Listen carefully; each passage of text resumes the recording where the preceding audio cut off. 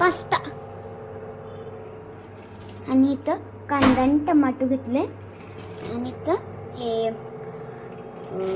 Pasta इथं पाण्यात घालून ठेवले शिजवायला. पूर्ण गॅस करायचा.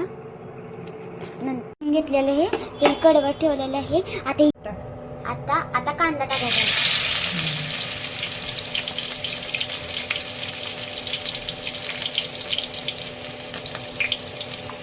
आता याला जरा ही करायचं आहे.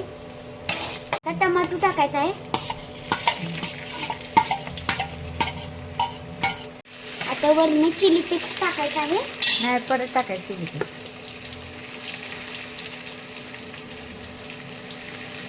बस बस.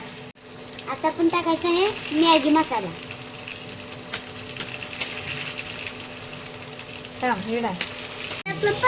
आता आपण टाकायचा आहे पास्ता मसाला.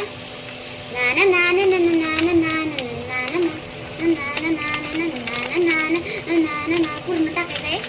आणि नंतर टाकायचा आहे पास्ता. पूर्ण टाकायचा आहे.